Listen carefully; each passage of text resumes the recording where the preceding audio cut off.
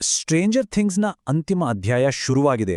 ಬನ್ನಿ ಅದರ ಮೊದಲ ಭಾಗ ಅಂದ್ರೆ ಸಂಪುಟ 1ರ ಬಗ್ಗೆ ಸ್ಪಾಯ್ಲರ್ಗಳಿಲ್ಲದೆ ಒಂದು ಆಳವಾದ ವಿಶ್ಲೇಷಣೆ ಮಾಡೋಣ.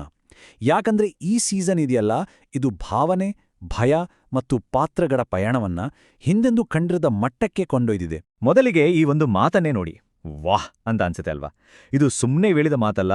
ಈ ಸೀಸನ್ ಕೇವಲ ಕಥೆಯ ಮುಂದುವರಿಕೆ ಅಲ್ಲ, ಇದು ಪ್ರತಿಯೊಂದನ್ನು ದೊಡ್ಡ ಮಟ್ಟದಲ್ಲಿ ಇನ್ನಷ್ಟು ಧೈರ್ಯದಿಂದ ನಮ್ಮ ಮುಂದೆ ಇಡ್ತಾ ಇದೆ. ನಾವೇನನ್ನ ನಿರೀಕ್ಷಿಸಬಹುದು ಅನ್ನೋದಕ್ಕೆ ಇದೊಂದು ಪರ್ಫೆಕ್ಟ್ ಮುನ್ನುಡಿ. ಸೀಸನ್ ಶುರುವಾದ ಮೊದಲನೇ ಕ್ಷಣದಿಂದಲೇ ಗೊತ್ತಾಗ್ಬಿಡುತ್ತೆ, ಈ ಸಲ ಎಲ್ಲವೂ ಬೇರೆ ಇದೆ.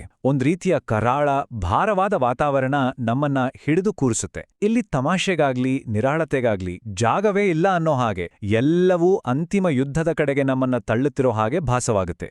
ಅಂದ್ರೆ ಇಲ್ಲೇ ನೋಡಿ ಕಥೆ ಸಂಪೂರ್ಣವಾಗಿ ತಿರುವು ಪಡ್ಕೊಂಡಿರೋದು. ಅವರಿನ್ನು ಹಾಕಿನ್ಸ್ನ ನೆಲಮನೆಯಲ್ಲಿ ಡಂಜನ್ಸ್ ಅಂಡ್ ಡ್ರ್ಯಾಗನ್ಸ್ ಆಡ್ತಾ ಕೂರೋ ಮಕ್ಕಳಲ್ಲ, ಖಂಡಿತ ಅಲ್ಲ. ಪ್ರತಿಯೊಬ್ರೂ ಈಗ ಜಗತ್ತನ್ನೇ ಅಂತ್ಯಗೊಳಿಸಬಲ್ಲ ಆಘಾತ, ನೋವು, ಅಪರಾಧ ಪ್ರಜ್ಞೆ ಮತ್ತು ಜವಾಬ್ದಾರಿಯ ಭಾರ ಹೊತ್ತಿರೋ ಯುವಕರು. ಕಥೆಯ ಗಂಭೀರತೆ ಇಲ್ಲಿಂದಲೇ ಶುರುವಾಗುತ್ತೆ. ಹಾಗಾದ್ರೆ ಈ ಸಲದ ಕಥೆಗಾರರು ಯಾವುದರ ಮೇಲೆ ಹೆಚ್ಚು ಗಮನ ಕೊಟ್ಟಿದ್ದಾರೆ ಅಂತ ನೋಡೋದಾದ್ರೆ, ಇಲ್ಲಿ 4 ಮುಖ್ಯ ಬಿಲ್ಲರ್ಗಳಿವೆ. ಮೊದಲನೇದು ಪಾತ್ರಗಳ ಮೇಲಾದ ಭಾವನಾತ್ಮಕ ಪರಿಣಾಮಗಳು, ಎರಡನೇದು ಅವರ ಬೆಳವಣಿಗೆಯ ಕಥೆ, ಮೂರನೇದು ಉಸಿರು ಬಿಗಿ ಹಿಡಿದು ನೋಡುವಂತಹ ಟೆನ್ಷನ್, ಮತ್ತು ಕೊನೆಯದಾಗಿ ಎಲ್ಲಾ ದಾರಿಗಳು ಸೇರುವ ಒಂದೇ ಒಂದು ಜಾಗ, ಅದು ಫೈನಲ್ ಬ್ಯಾಟಲ್. ಕಥೆ, ವಾತಾವರಣ ಎಲ್ಲ ಒಂದ್ಕಡೆ ಆದ್ರೆ ಸ್ಟ್ರೇಂಜರ್ ಥಿಂಗ್ಸ್ನ ನಿಜವಾದ ಹೃದಯ ಇರೋದೇ ಅದರ ಪಾತ್ರಗಳಲ್ಲಿ ಅಲ್ವಾ. ಮತ್ತು ಈ ಸೀಸನ್ ಇದೆಯಲ್ಲ, ಅದು ಅವ್ರನ್ನ ಒಂದು ಬ್ರೇಕಿಂಗ್ ಪಾಯಿಂಟ್ಗೆ ತಂದಿಳಿಸಿಬಿಟ್ಟಿದೆ. ಕಥೆಯ ಕೇಂದ್ರ ನಮ್ಮೆಲ್ಲರ ಪ್ರೀತಿಯ 11. ಅವಳ ಹೋರಾಟ ಇದೆಯಲ್ಲ, ಈ ಸೀಸನ್ನಲ್ಲಿ ಇನ್ನೂ ಪರ್ಸನಲ್ ಆಗಿದೆ. ತನ್ನ ಶಕ್ತಿ ಏನೋ, ತನ್ನ ಗುರ್ತೇನೋ ಮತ್ತು ಇಡೀ ಜಗತ್ತನ್ನೇ ಉಳಿಸಬೇಕಾದ ಅಸಾಧ್ಯವಾದ ಜವಾಬ್ದಾರಿ, ಈ ಎಲ್ಲದರ ಭಾರದಲ್ಲಿ ಅವಳು ಹೇಗೆ ನಿಲ್ತಾಳೆ ಅನ್ನೋದೇ ದೊಡ್ಡ ಪ್ರಶ್ನೆ.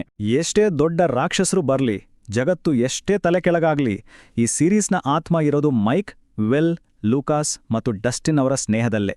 ಅವರ ಬಾಂಧವ್ಯವೇ ಈ ಕಥೆಯ ಭಾವನಾತ್ಮಕ ಬೆನ್ನೆಲುಬು.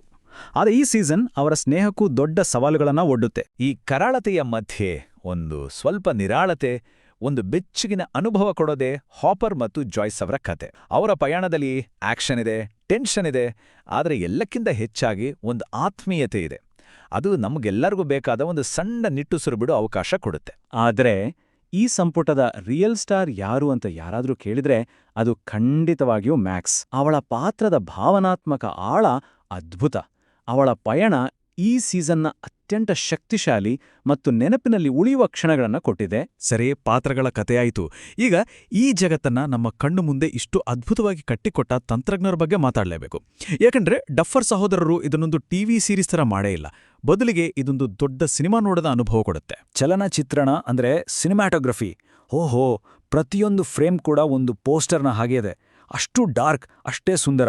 ಇನ್ನು ಸಂಗೀತ, 80ರ ದಶಕದ ಆ ನೊಸ್ಟಾಲ್ಜಿಯಾ ಜೊತೆಗೆ ಹೃದಯ ಹಿಂಡುವ ಇಮೋಷನಲ್ ಸ್ಕೋರ್ ಬೆರೆತಿದೆ.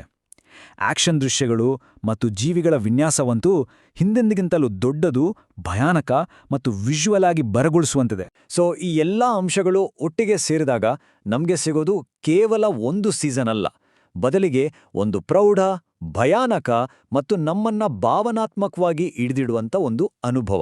ನಿಜ ಹೇಳ್ಬೇಕಂದ್ರೆ ಇದನ್ನ ದೊಡ್ಡ ಪರದೆ ಮೇಲೆ ನೋಡಿದ್ರೆ ಸಿಗೋ ಮಜಾನೇ ಬೇರೆ. ಇಷ್ಟೆಲ್ಲ ಅದ್ಭುತವಾಗಿದೆ ಅಂದ್ಮೇಲೆ ಎಲ್ಲವೂ ಪರ್ಫೆಕ್ಟ್ ಆಗಿದೆಯಾ ಅಂತ ಕೇಳಿದ್ರೆ ಅಲ್ಲೂ ಕೆಲವು ವಿಚಾರಗಳಿವೆ. ಹಾಗಾದ್ರೆ ಬನ್ನಿ, ಸಂಪುಟ 1ರ ನಿಜವಾದ ಪ್ಲಸ್ ಪಾಯಿಂಟ್ಸ್ ಏನು, ಮೈನಸ್ ಪಾಯಿಂಟ್ಸ್ ಏನಾದ್ರೂ ಇದೆಯಾ ಅಂತ ಒಂದು ಪ್ರಾಮಾಣಿಕವಾಗಿ ನೋಡೋಣ. ಮೊದಲು ಪ್ಲಸ್ ಪಾಯಿಂಟ್ಸ್ ಕಡೆ ನೋಡೋಣ.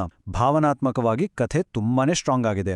ಪಾತ್ರಗಳ ಪಯಣ ಮತ್ತೆ ವಿಜುವಲ್ ಎಫೆಕ್ಟ್ಸ್ ಇದೆಯಲ್ಲ, ಅದು ಟಾಪ್ ಕ್ಲಾಸ್. ಆದರೆ ಇನ್ನೊಂದು ಕಡೆ ಕೆಲವು ವಿಚಾರಗಳು ಸ್ವಲ್ಪ ಕಾಡಬಹುದು. ಉದಾಹರಣೆಗೆ, ಕೆಲವು ಕಥೆಗಳು ಸ್ವಲ್ಪ ನಿಧಾನವಾಗಿ ಹೋಗುತ್ತೆ ಅನ್ಸ್ಬೋದು, ಕೆಲವು ಮುಖ್ಯ ಪಾತ್ರಗಳಿಗೆ ಅಷ್ಟು ಸ್ಕ್ರೀನ್ ಟೈಮ್ ಸಿಕ್ಕಿಲ್ಲ, ಮತ್ತು ಕೊನೆಯಲ್ಲಿ ಇದು ನಮ್ಮನ್ನ ದೊಡ್ಡ ಪ್ರಶ್ನೆಗಳ ಜೊತೆ ಅರ್ಧದಲ್ಲೇ ಬಿಟ್ಟೋಗುತ್ತೆ. ಅದು ಸ್ವಲ್ಪ ಫ್ರಸ್ಟ್ರೇಟಿಂಗ್ ಆಗಬಹುದು. ಆದ್ರೆ ಈ ದೌರ್ಬಲ್ಯಗಳನ್ನ ನೋಡಿದಾಗ ಈ ಒಂದು ಮಾತು ನೆನಪಿಗೆ ಬರುತ್ತೆ.